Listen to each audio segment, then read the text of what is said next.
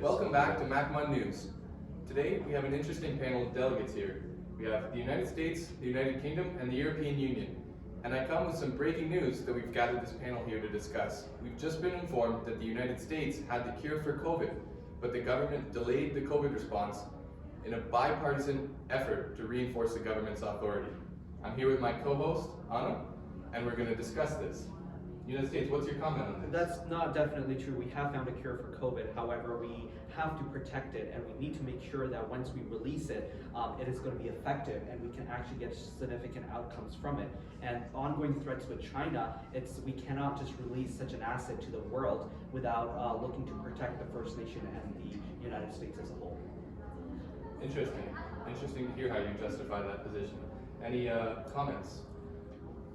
Well, you know, this is just a symptom of the isolationist retrograde against the global project we've been experiencing as a result of the COVID-19 pandemic. Countries have sought to look inwards rather than towards the global system to meet their industrial demands.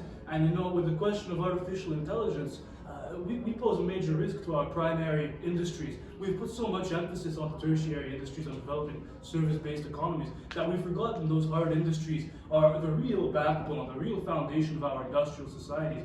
We seek to lose so much simply by delegating these tasks to artificial intelligence, I believe. This is simply a major threat to our global project. This isolationist retrograde is nothing more than a symptom of the emerging populism, which plagues the developing world at the moment. And quite frankly, we're disappointed to see the United States engaging in this sort of isolationist behavior. It's not isolation. We have always stood with the European Union. We have always stood with our allies, and we will release the cure for COVID once we think it's the right time. We have stood with the war on Ukraine. We have provided you with military assistance. We have provided every single thing. We have posed economic sanctions on Russia to ensure that we protect your interests. For sure. Well, I think the fact of the matter is that we do face a lot of existential threats as the democratic world. We have facing the growing threat of the Chinese government. We're facing Putin's illegal war in Ukraine. However, we also must understand that as democratic governments, as the democratic world, our strength comes as one, and it doesn't come as one nation ruling on the rest. It comes as one united democratic bloc working together in unison. And I must echo the voices of the European Union, in which we have a cause for concern, in which our allies aren't even, we're not even able to depend on them to give us the full breadth of the information that they have available to them. So. Yes, we recognize that, and that's why we're sitting on this table today to discuss the possible solutions. We cannot just throw out our future assets around, just so that they could be copied by the Chinese or the Russian. We are doing everything we can to protect the best interests of the United States, of entire Europe, and United Kingdom. It doesn't sound like any solutions are being proposed. Instead, it sounds like semantics to me, in which you're using words to try and bunny hop around the problem that's we're facing. It's the country that left the European Union, and you're talking about us being bunny hoppers. We had domestic issues that had to be solved, but yes, none of those domestic issues have faced the goal. I feel like we might be getting us a bit off topic here. United States, you mentioned you're waiting for the right time to release the cure for COVID. What do you see as needing to happen before that right time arrives? We need to make sure that there's some policies around the expansion of China. We need to control that, because that is a direct threat to not only the United States but other European countries. If we can come up with collective policy on how we're going to control the expansion of China, then we can definitely release that cure.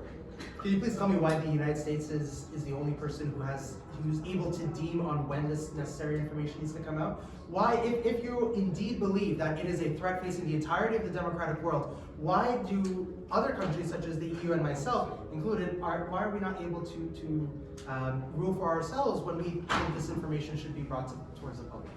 Quite frankly, this threatens, as I mentioned before, the globalist project that we are pursuing, as we've witnessed countries turn in on themselves, ought the European Union to revert unto itself, to produce its own vaccines. This is the trend that we've seen. We're allowing certain powers at hand here, perhaps the spread of misinformation as a result of lax regulations on the internet, for instance, to threaten what we've worked so hard to construct and so hard to build in this post-war period. You know? Everything must happen in a systematic way, where yesterday we created policies on strengthening the global supply chain, which directly benefits Europe, directly benefits UK, and we're always stood there to protect the best interest of UK and the entire Europe, and we will continue to do that. Quite frankly, we've seen the effects and the consequences of what happens when we choose to go rogue against international We're projects. not going rogue with international projects. I'm making reference to the situation of the UK. My friends, my fellow viewers at home, if you look at the current state of the UK, their economy is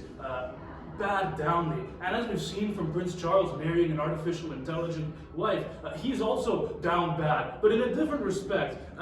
Quite frankly, what wisdom have we lost by pursuing knowledge, but by casting the sails of the ship of the state straight forward into modernity and leaving the shores of antiquity? My fellow delegates, I think we threaten so much that we have worked on, you know. By building a carriage for ourselves, we've forgotten the use of our feet, and quite frankly, we will need to, just as the neoliberal consensus prevailed in the 90s, in the post-Cold War period, I think a new state interventionist, highly regulated order will have to prevail, taking after the spirit and the ethos of FDR's New Deal in the 1930s, which resurrected the First World from the depths of the Depression, and the Marshall Plan, which resurrected Europe from the carnage of the Second World War.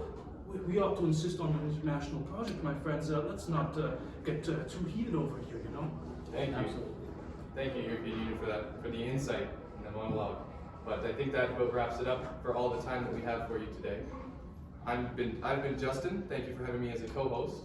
I'm Anna. Thank you. And that's it for today, guys. We'll see you next time.